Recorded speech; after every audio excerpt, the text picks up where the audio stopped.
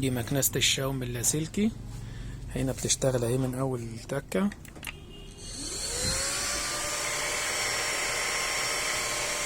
نقدر نزود السرعة من هنا.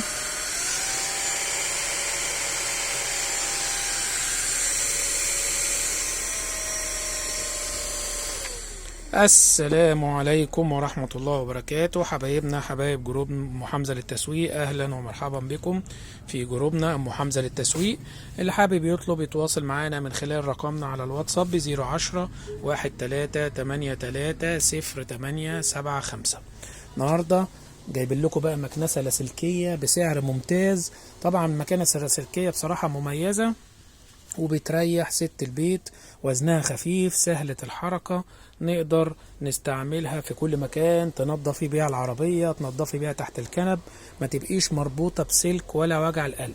حجمها خفيف زي ما انتم شايفين، الوزن خفيف ما شاء الله، والتانك بتاعها ممتاز. خلينا كده نشوف المواصفات. بس مبدئيا يا جماعه ده رقم بوليسة الشحن، عشان في ناس كتيره بتتصل تقول لي ده سعر المكنسه او سعر الجهاز. لا، ده بيبقى رقم خاص بشركه الشحن مرتبط برقم البوليسة. طيب خلينا بقى نشوف معاكم مواصفات المكنسه. مكنسه مميزه من شركه محترمه، هي شركه شاومي. يمكن معروفه في مصر قوي المكنسه او الماركه دي بالتليفونات، لكن هي طبعا كل الشركات الكبيره في الصين او في اي دول بتصنع كل حاجة زي ما بيقولوا كده من الابرة للصاروخ. فطبعا هم عندهم خبرة في الموبايلات، فطبعا اكيد هيبقى عندهم خبرة مميزة في قوة البطارية.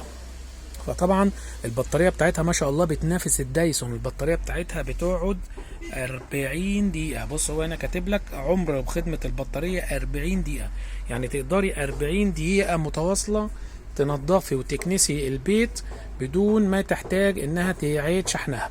وطبعا قوة الشفط بتاعتها هي بتيجي مستويين لقوة الشفط. بتيجي هي طبعا بقوة 18000 باسكال، وبتيجي سرعتين، سرعة اولى وادي هنا بزود السرعة التانية.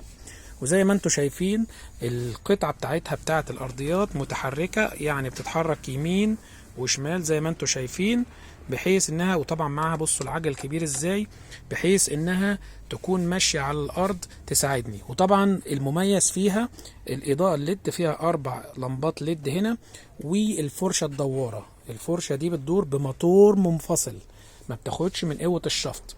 وده المميز فيها، ان الموتور المنفصل الفرشة او المكنسة مهما كانت قوة الشفط بتاعتها يا جماعة، في مثلا شعر او في حاجات ما ينفعش يجي بالشفط، لازم الفرشة دي اللي بتلف بالسرعة العالية دي. وهوريكم دلوقتي، احاول اوقفها بايديا مش هتقف، ما شاء الله قوية، بتلم كل حاجة. لو قطع كبيرة ما ينفعش المكنسة تشفطها، لو شعر او شيء، بالفرشة دي بمنتهى السهولة نقدر نوقفها. خلينا اوريكم الاضاءة الليد اللي بتنور لي بيها تحت الكنب والكراسي لو انا عايز انضف. بصوا هشغلها،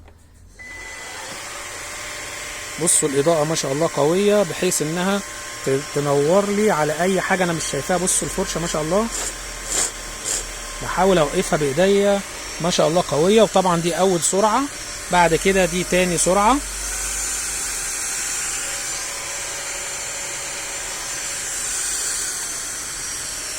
والمميز فيها انها دوسة للشغل ودوسة تانية للتوقيف، وده المميز في المكنسة دي. يعني مش زي حتى يعني بعض ما انواع الدايسون زي الدايسون 15 لازم ست البيت تفضل هي دايسة بايديها، وطبعا دي بتبقى حاجة مزعجة شوية. طبعا دي بيجي معاها كمان الفرشة بتاعت الاماكن الضيقة، هي طبعا فرشتين عشان كل ما المكنسة تكون فراشها كتيرة ممكن تضيع مني، فهم هنا دامجين الفرشتين، فرشة الاماكن الضيقة او الفرشة الشعر اللي بستخدمها في العنكبوت. اهو بضغط كده بمنتهى البساطة بقت فرشة اللي هي بننضف بيها الشعر بتاع العنكبوت. وطبعا ده الشاحن الادابتر بيجي معاها، وطبعا ليها حامل عشان نثبتها في الحيطة. مكنسة مميزة جودة عالية. خليني اوريكم كمان التانك بتاعها سهل الفك ازاي، وتنظيف الادربة بدون اي تلامس. شوفوا ده حجم المكنسة. طبعا الماسورة بتاعتها معدن، وده برضو مميز فيها، مش بلاستيك او شيء ممكن يتكسر. الماسورة بتاعتها ألمونيوم.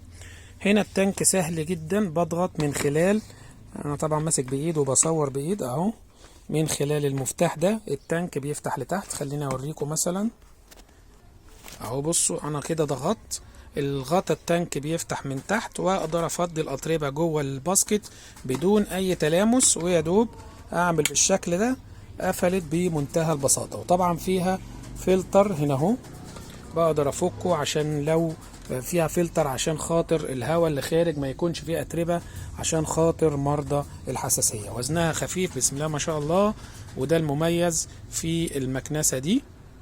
وطبعا الشحن بيكون من خلال المخرج ده.